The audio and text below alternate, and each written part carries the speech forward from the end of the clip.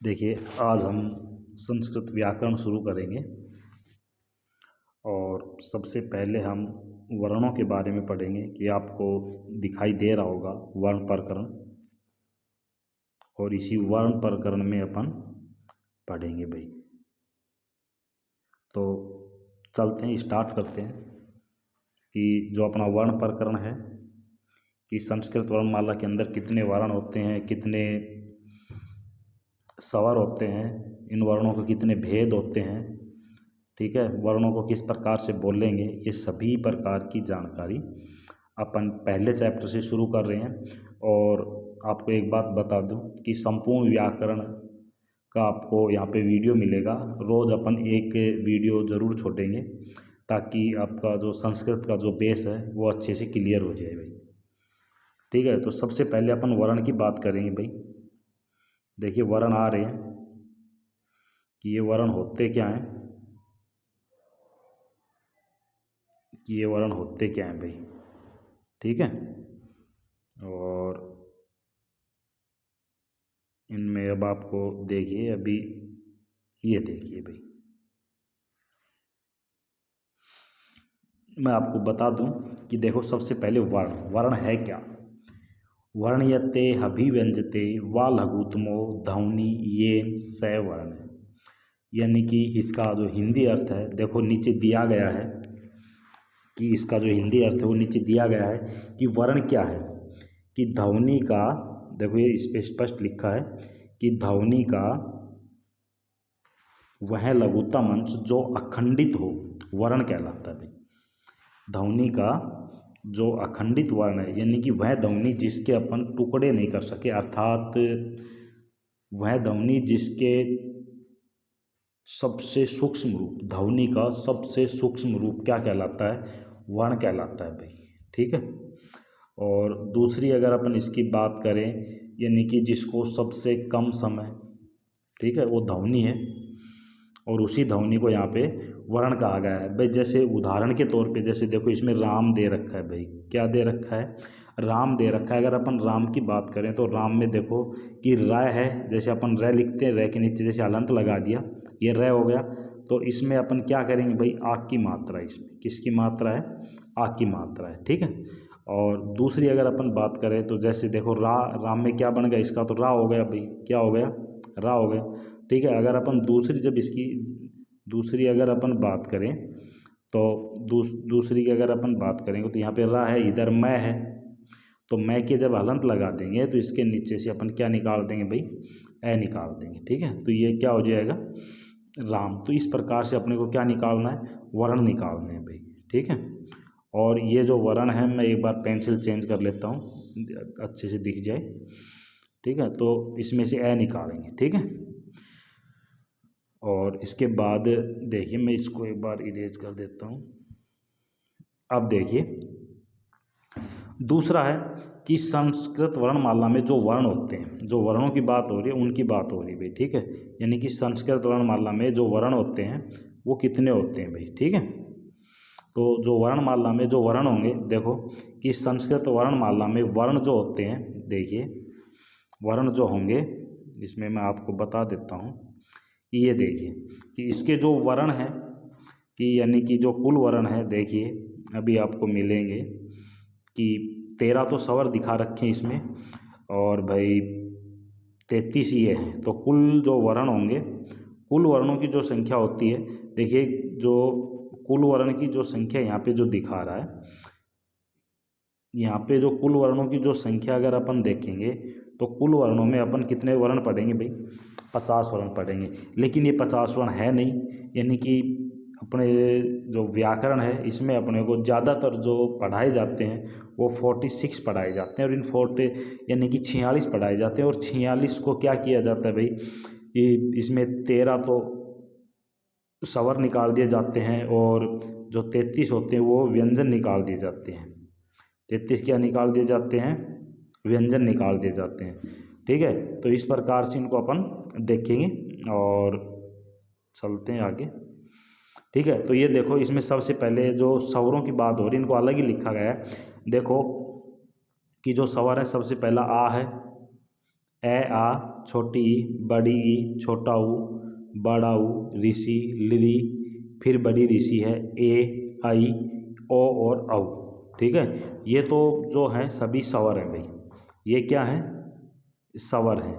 और इसके बाद अगर अपन बात करें कि इसके बाद अगर अपन बात करेंगे तो इसमें देखिए यानी कि कैसे लेके मैं तक, कैसे लेके मैं तक के वर्ण दे रखे हैं। और इसके बाद अपने को ये रे ले वे से है आदि जो वर्ण दे रखे हैं ये सभी इसी के वर्ण के हैं भाई, ये सभी अपनी वर्णमाला में है। इसके अलावा देखो कुछ और भी वर्ण है, देखो एक अनुस्वार होता है भाई, एक क्या होता है, अनुस्वार होता है। इस अनुस्वार को अपन क्या करते हैं यानी कि एक बिंदु के रूप में दर्शाते हैं भाई, एक बिंदु के रूप में अपन क्या करते हैं, ऐसे दर्शाते हैं, एक बिंदु के रूप में इसको दर्शाएंगे।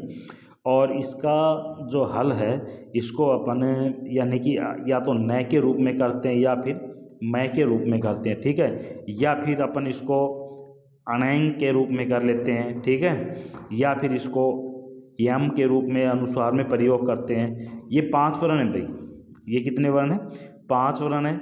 ठीक है, तो ये सभी वर्ण हैं।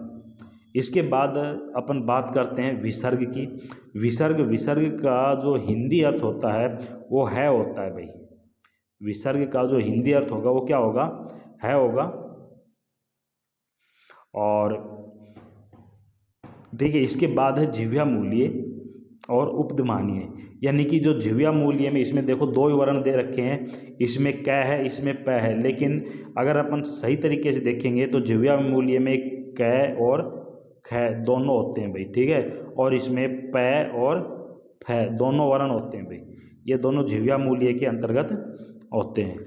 ठीक है, इसके बाद अपन से एक क्वेश्चन पूछ लिया जाता है, अक्सर पूछ लिया जाता है कि भाई वर्णमाला किसे कहते हैं, वर्णमाला किसे कहते हैं। तो वर्णमाला की मतलब अलग अलग परिभाषाएं कुछ देखने को अपने को मिल जाती हैं। देखो इसमें दे रखा है वर्णों के क्रमबद्ध समूह को वर्णमाला कहते हैं, वर्णों के क्रमबद्ध समूह को क्या करते हैं भाई, वर्णमाला कहते हैं। यानी कि वर्णों का वह समूह जो अपने को कोई सार्थकता प्रदान करे, वर्णों का वह समूह जो अपने को कोई सार्थकता प्रदान करे उसको भी अपन वर्णमाला कह सकते हैं, या ऐसे भी कह सकते हैं भाई वर्णों के क्रमबद्ध समूह को वर्णमाला कहते हैं। ठीक है, इसके बाद अपन बात करें, इसमें देखो नीचे दे रखा है कि संस्कृत वर्णमाला में कुल 50 वर्ण होते हैं भाई। कितने वर्ण होते हैं, ये इसमें दिखा रखा है 50 वर्ण होते हैं भाई। ठीक है, और इसके बाद जो है देखिए 50 वर्ण होते हैं। इसके बाद अगर अपन देखेंगे तो स्वरों के भेद भाई, किनके, स्वरों के भेद। तो स्वरों के जो भेद हैं इनको अपन अलग तरीक़ों से भी देख सकते हैं। जो स्वरों के भेद है यानी कि इनको कि स्वरों के वर्णों के भेद है भाई, यहाँ पे स्वर नहीं है भाई, सॉरी। इसके बाद है वर्णों के भेद। देखो इसमें जो वर्णमाला है वर्णों के भेद दिखा रखे हैं। तो अगर अपन वर्णों के अगर भेद की बात करें तो वर्णों के 2 भेद होते हैं भाई। कितने भेद होते हैं, 2 भेद होते हैं। ठीक है, और ये 2 भेद कौन कौन से होंगे भाई, देखो मैं अभी आपको बता रहा हूँ कि जो 2 भेद हैं ये कौन कौन से हैं। पहला तो है भाई स्वर, सॉरी एक मिनट भाई, पहला तो होगा पहला जो है स्वर, और दूसरा है व्यंजन। ठीक है, दूसरा क्या है, व्यंजन है भाई। और देखिए दूसरा व्यंजन है। ठीक है भाई, दूसरा है व्यंजन।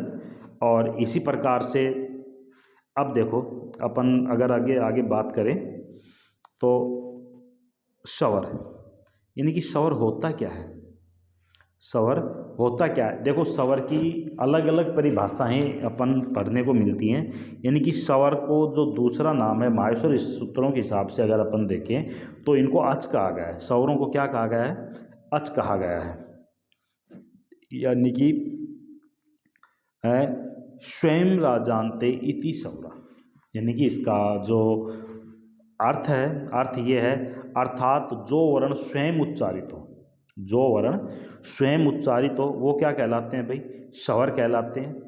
ठीक है, और इनकी जो संख्या है ऐसे लेके औ तक, ऐसे लेके आउ तक की जो संख्या है ये सभी क्या कहलाते हैं, स्वर कहलाते हैं भाई। ठीक है, अर्थात इसकी अगर अपन दूसरी परिभाषा अगर देखें कि वे वर्ण जिनका उच्चारण हम स्वतंत्र रूप से कर सकते हैं उन्हें भी स्वर कहते हैं। कि वे वर्ण जिनका उच्चारण हम स्वतंत्र रूप से कर सकते हैं उन्हें क्या कहते हैं भाई, स्वर कहते हैं।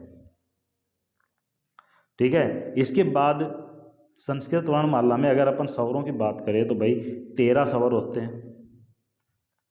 ठीक है, जो 13 स्वर होते हैं, जो 13 स्वर हैं भाई कौन कौन से हैं ये आपको पता होना चाहिए भाई। देखो 13 जो स्वरों की बात हो रही है, 13 जो स्वर हैं, 13 स्वर मैंने अभी ऊपर बताए थे भाई। ए, ठीक है, आ, इसके बाद छोटी ई, बड़ी ई। ठीक है, छोटी ई बड़ी ई है, इसके बाद है छोटी ई बड़ी ई होगा, इसके बाद क्या है, ऊ है, बड़ा ऊ है। ठीक है, ऋषि है, लिरय है, और लिरय है, लिरय के बाद अभी देखना 1 मिनट, लिरय है, लिरय के बाद क्या होगा भाई, बड़ा ऊ हो गया, लिरय हो गया, इसके बाद क्या है, ए है, आई है, ओ है, और औ है, यानी कि औ। ठीक है भाई, तो ये जो सभी मात्राएं आपको इसमें देखने को मिलेंगी। ठीक है, इसके बाद अगर अपन आगे बात करें तो अगर आगे जब बात करेंगे तो आगे आएगा अपना व्यंजन भाई। क्या आएगा, व्यंजन आएगा। और व्यंजन होता क्या है भाई, व्यंजन होता क्या है, देखिए व्यंजन क्या होता है भाई। देखो अभी आगे आपको बताएंगे कि व्यंजन क्या होता है। व्यंजते वर्णांतर संयोजने द्योत्ये ध्वनि विशेषो येन तद व्यंजनम। यानी कि व्यंजते अर्थात वे व्यंजन, वे वर्ण, व्यंजन वे होते हैं जो, यानी कि इसका वर्णानांतर यानी कि वर्णों के संयोग से जो द्योतक हो। ठीक है, ध्वनि विशेषों का जो संयोग की बात हो रही है उनको क्या बता रहा है कि तद व्यंजनम, उनको क्या कहते हैं, व्यंजन। अर्थात इनका जो हिंदी अर्थ है, देखो जो वर्ण स्वयं उच्चारित न होकर स्वर की सहायता से व्यंजन वर्ण या हल कहलाते हैं। अर्थात इसकी जो परिभाषा होगी, परिभाषा ये होगी कि वे वर्ण, परिभाषा क्या होगी कि वे वर्ण जो स्वरों की सहायता से बोले जाते हैं। ऐसे कर लो, सीधी सी अपनी जो सरल भाषा में क्या करेंगे कि वे वर्ण जो स्वरों की सहायता से बोले जाते हैं उनको क्या कहते हैं भाई, व्यंजन कहते हैं। अर्थात दूसरी अगर अपनी और भी अगर शॉर्टकट करें कि वे वर्ण जिनको हम स्वतंत्र रूप से नहीं बोल सकते उनको भी क्या कहते हैं, व्यंजन कहते हैं भाई। ठीक है, व्यंजन का जो दूसरा नाम है हल है, व्यंजन का दूसरा नाम है हल है। ठीक है, अपनी जो संस्कृत वर्णमाला है इसमें जो व्यंजन दिखा रखे हैं कुल 33 व्यंजन है भाई। कितने व्यंजन है, 33 व्यंजन है। और ये जो 33 व्यंजन है यानी कि कैसे लेकर के और है तक, कैसे लेकर के है तक के जो वर्ण होंगे वो सभी क्या होंगे, व्यंजन होंगे भाई। कैसे लेके है तक के जो है व्यंजन है भाई। ठीक है, और आज के लिए अपन इतना ही पढ़ेंगे क्योंकि जो वीडियो है ज़्यादा लंबा हो जाएगा। और मैं आपको एक बात बता दूं कि कल इससे आगे अपन पढ़ेंगे, और वीडियो को ज़रूर सभी के पास सेंड कीजिए कि हो सकता है कि भाई लॉकडाउन की वजह से किसी को विद्यालय अगर बंद है, जो प्रॉपर अपनी स्टडी नहीं कर पा रहा है, तो उसके लिए बहुत फ़ायदेमंद होने वाला है। और ज़्यादा से ज़्यादा इसको भाई लाइक और शेयर ज़रूर किया करो, लाइक और शेयर करें ताकि हमें भी लाइक शेयर ज़रूर करें भाई। ठीक है, धन्यवाद।